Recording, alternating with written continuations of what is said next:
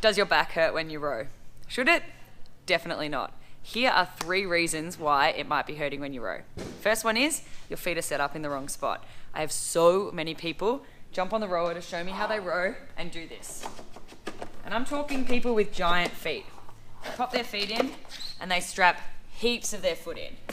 And why do they have so much of their foot strapped in? The answer is always because I feel more secure. Because when they fly back on the rower, they're going to fall off the seat because they're traveling so fast that way. If you have a look at my feet right now, that is not a good position for my feet, and for 2 reasons it's actually going to hurt my back. The first reason is in this finish position here, you can see how active I am through there because my toes are lifted. So I'm in a dorsiflexed position so that I hold myself on the seat. As soon as I'm active through there, it activates my psoas, and my psoas, when it's active, it's going to put heaps of load on my lower back. So first tip I'm going to give you is actually to set your feet up correctly. You want this foot strap to go across your foot knuckle. I bet you didn't even realize you had a foot knuckle, so congratulations, you have 2. Your foot knuckle is basically where your toes meet your foot. So I want to move this here, so this strap here is half across my big toe and half across my foot. What that's going to do, the very first thing that's going to do is force you in that finish position so that you don't fall off your seat to switch on through your butt and keep your butt on the seat. That is going to be so great, not just because it's going to give you a nice perky butt, but because it's going to let you rest your quads when you're in that finish position. You're not going to load through your psoas and your back won't hurt as much.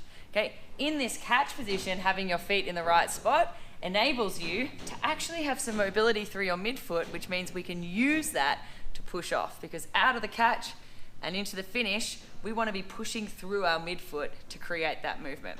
Okay, so that's the first reason you might be hurting your back. All of you are like, mind blown, I've had my feet in the wrong position this whole time. It's okay, you've got plenty of your life to live now in the right position. Second reason your back might actually be hurting is because you are doing everything you can to protect it when you're rowing. And I see this all the time. People say to me, my back really hurts when I row, and then they row like this. And they stay sitting up in what they've decided is the best posture. What I need you to understand right now is that this is also good posture, okay? Sitting up on top of your seat, or worse even, behind your seat. So as you can see, my shoulders are behind my hips there, my shoulders are above my hips there, and my shoulders are in front of my hips there. The safest position for your back is that third one I just said then, shoulders in front of your hips. By putting my shoulders in front of my hips in the catch position there, it actually loads through my feet. So my weight goes into my feet. My hamstrings are loaded and my back is in a really strong and engaged position. By sitting up on top of my hips, or worse, behind my hips, I'm actually loading completely straight down into my hips. It makes my back do that every single time. And the start of every single stroke, if my back is in that position, is a jerk like that. If my back is in this forward position, the start of the stroke is actually my legs, so my back is staying really, really supported. So that is a reason why you might be hurting your back, and that's the reason why I really want you to get into that catch position every single time. So the last reason why you might be hurting your back, I kind of explored in the foot position thing, but I want to go into detail with it right now, is your finish position. What I see more than anything else is this, and I want you to watch my feet right now.